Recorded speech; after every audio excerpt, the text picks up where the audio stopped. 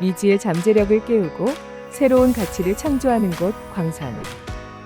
과거의 지혜가 미래의 혁신을 낳고 다양한 문화가 어우러져 시너지를 발휘하며 유구한 자연이 새로운 가능성을 품고 있습니다. 광산가치 발굴 프로젝트 도시광산이 지금까지 알지 못했던 광산의 눈부신 내일을 펼쳐 보입니다.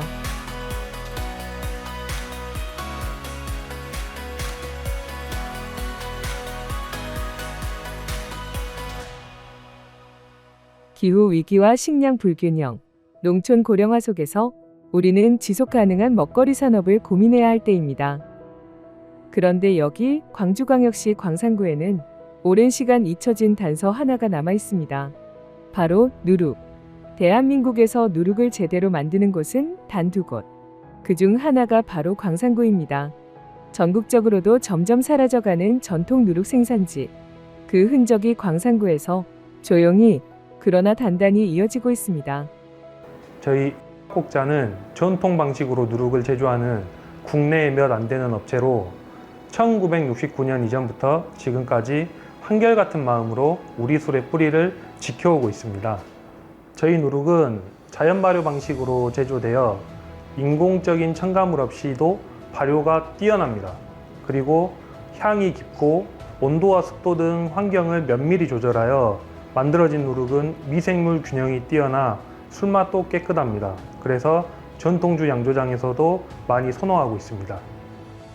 막걸리의 맛과 향을 결정짓는 중요한 영향을 끼치는 누룩. 전통의 깊이가 미묘한 균형을 이뤄 아름다운 맛을 만들어냅니다. 네, 누룩은요, 우리 전통 음식이죠. 발효 음식 중에 어찌 보면 최정수라고 얘기할 수 있습니다. 근데 누룩을 통해서 만들어질 수 있는 것들이 많이 있습니다. 그러니까 우리 발효 음식에 대한 가치를 사실 새롭게 할 수 있는 거라고 생각이 들고요. 우리나라가 발효 음식이 굉장히 많아요. 간장, 고추장, 된장, 200여 가지가 넘는 김치류가 있고요. 근데 그 중에 가장 중요한 것 중에 하나가 우리의 전통주를 만들 때 꼭 필요한 게 누룩입니다. 그래서 누룩은 발효 음식의 정수, 그다음 최고라고 얘기할 수 있습니다. 발효 음식의 정점이라고 불리는 누룩. 하지만 국내에서 생산 중인 업체가 극소수라고 합니다. 최고의 것이라고 얘기를 하는데요. 저희가 좀 안타깝게 된 게 일제강점기 때 그때 되면서 이제 우리 술에 대한 것들이 많이 퇴보가 됐어요. 일제시대에는 그거를 도량용을 통일을 하면서 거기에 대한 세금의 수탈의 목적으로 만들어졌거든요.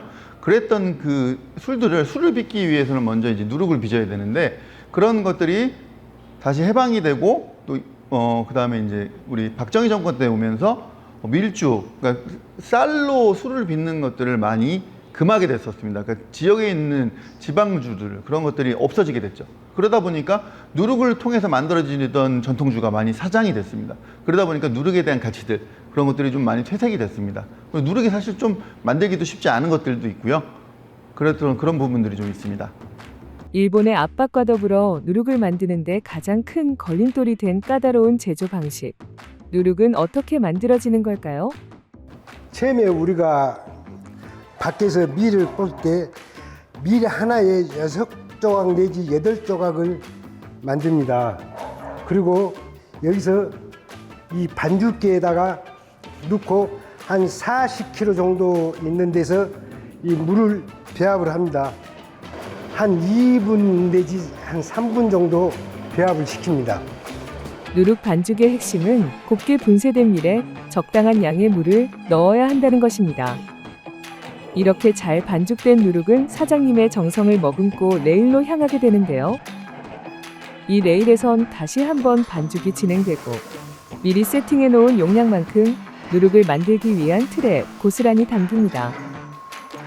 작업자들의 손길이 한 번 더 거쳐지고 나면 드디어 우리가 흔히 알던 누룩의 형태로 만들어집니다.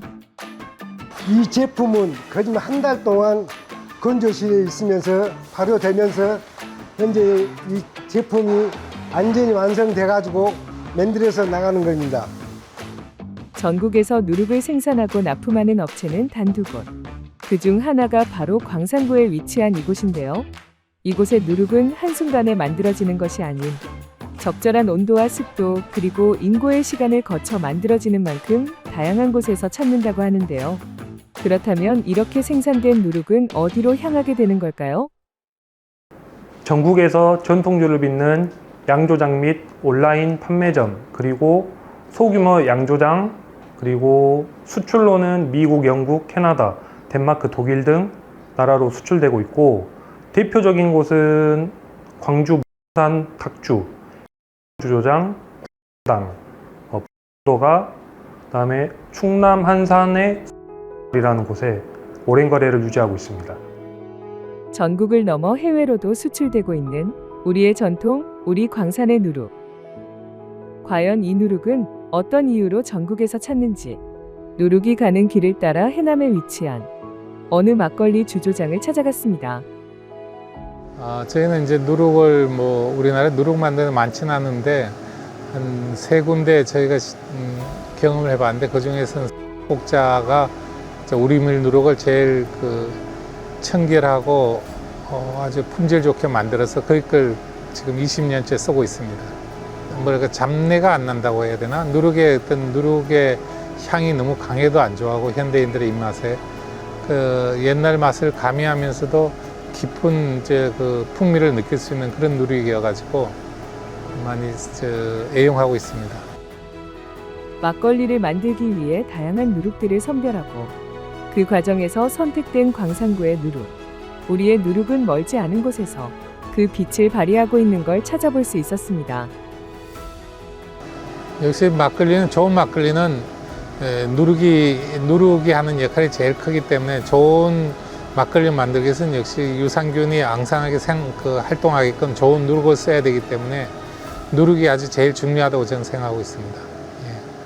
해남에 위치한 이 주조장은 직접 막걸리를 사고 그 자리에서 여유를 느낄 수 있는 정원이 가꾸어져 있어 다양한 곳에서 찾아오는 이들이 많았습니다.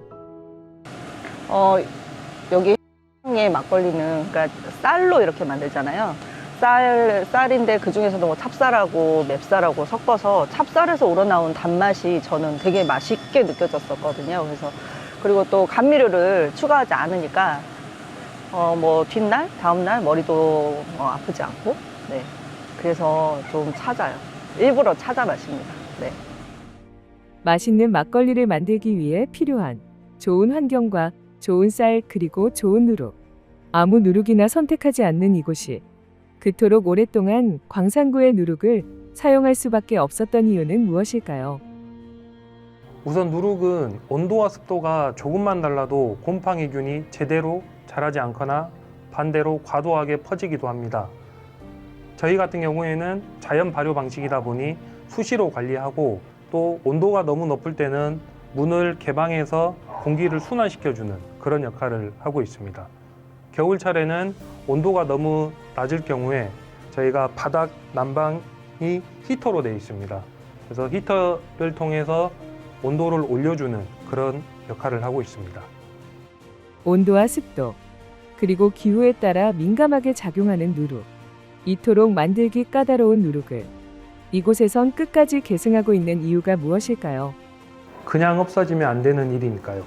우리가 먹는 전통술의 근본은 이 누룩에서 시작되죠. 이건 단순히 기술이 아니라 우리의 삶의 방식이고 문화입니다. 무거운 책임감으로 조상들이 물려준 방법 그대로 이어서 우리 것도 지키고 후세에도 전하고 싶습니다. 과거 우리의 삶에 깊게 뿌리내렸던 이 전통적인 발효 재료는 오늘날 점차 그 자취를 감추고 있습니다. 현대의 발효 기술이 발달하면서 누룩 대신 효소나 인공적인 방법들이 자리를 차지하고 있지만, 그럼에도 불구하고 누룩은 단순한 재료 그 이상의 의미를 가지고 있습니다.